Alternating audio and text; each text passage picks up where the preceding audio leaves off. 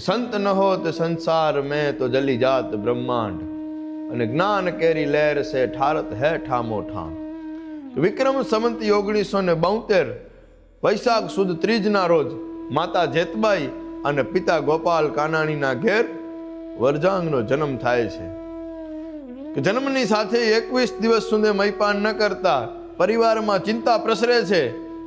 પરંતુ એ ચિંતા નહીં, કાઠળાની ધરામાં કોઈ સંત પુરુષનો જન્મ થયો છે. એના પારણે પારખા હતા, પારણે પારખા. એક દિવસ કાઠળાની ધરતીમાં પરમ પૂજ્ય સંત શ્રી હરિ સાહેબ બાપા પધારે છે.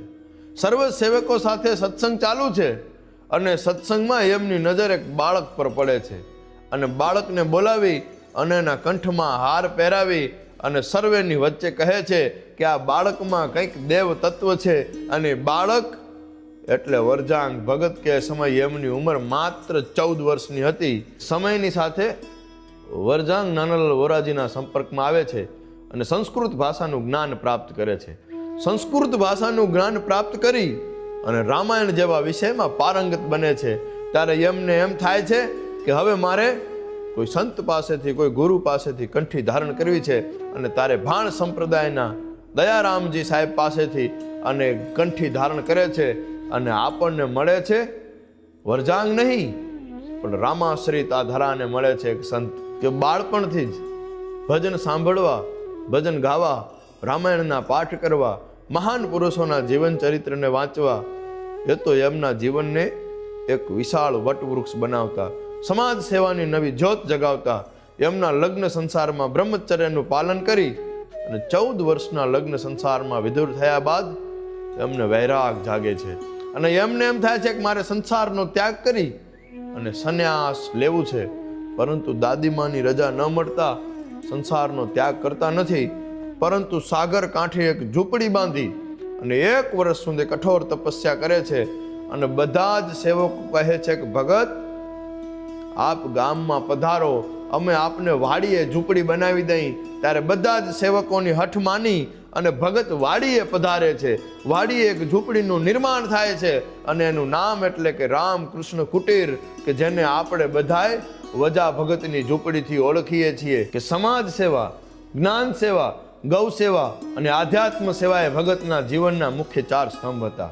સમયની સાથે વરજાંગ ભગત મઢડાવાળા આઈ શ્રી સોનલમાના સંપર્કમાં આવે છે અને ત્યારબાદ તો ભગતના વિચારોને જાણે નવો વેગ મળ્યો હોય. હો સાહેબ, કચ્છની ધરતીમાં આઈ સોનબાઈમાં પ્રવાસે આવે છે અને એ અધૂરો રહી ગયેલો પ્રવાસ પૂર્ણ કરવા માટે આઈ સોનબાઈમાંની સામે વરજાંગ ભગત હઠ કરે છે. અને એ સમયે સોનલમાં કહે છે કે ચારણો સાથે મળી અને એક ચારણ બોર્ડિંગનો સંકલ્પ કરે ને તો કચ્છના પ્રવાસને હું પુનઃ પ્રસ્થાપિત કરીશ. ત્યારે સાહેબ વરજાંગ ભગત હઠ કરે છે કે આઈમાં અમે ચારણો સાથે મળી અને માંડવીના પાદરની માલિપાએ ચારણ બોર્ડિંગના વિચારને, આપના સંકલ્પને અહીંથી સ્વીકારીએ છીએ. ત્યારે સાહેબ આઈ સોનબાઈમાં વરજાંગ ભગતને કહે છે કે કચ્છની ધરતીમાં વરજાંગ ભગત તો મારો તો બજરંગ છે, મારો બજરંગ.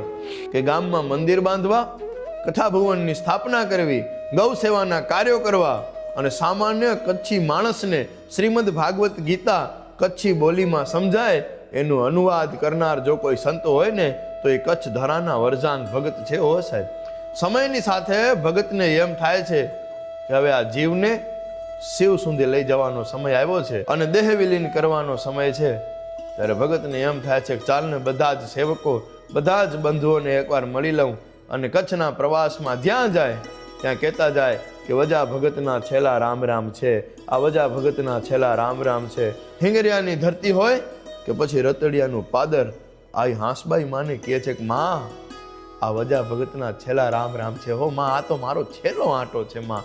અને ત્યાંથી કાઠડા ગામના પાદરમાં પોતાની ઝૂંપડીએ આવી અને બધા જ સેવકોને બોલાવી અને સમગ્ર જવાબદારીઓ એમને સોંપી અને પોષ વદ 5મના દિવસે રામ નામ રામ નામ રામ નામ રટતા રટતા પોતાના દેહનો ત્યાગ કરી અને આ ધરામાંથી એક એવી જ્યોતે વિદાય લીધી કે જે આજ પણ આપ બધાના હૃદયની માલિપાએ ચેતના સ્વરૂપે ઝળહળી રહી છે. હો સાહેબ, કચ્છની ધરતીના એવા સંત કે જેમનું જીવન તમને ખૂબ સામાન્ય લાગે પણ એમના શિષ્યો વિશ્વની ધર્મ પરિષદની માલિપાએ સંસ્કૃત ભાષાના જ્ઞાનની ધારાને વરસાવે ત્યારે એમ થાય કે વંદન તુને વારંવાર વરજાંગ ભગત, વંદન તુને વારંવાર વજા ભગત, વંદન તુને વારંવાર વજા ભગત.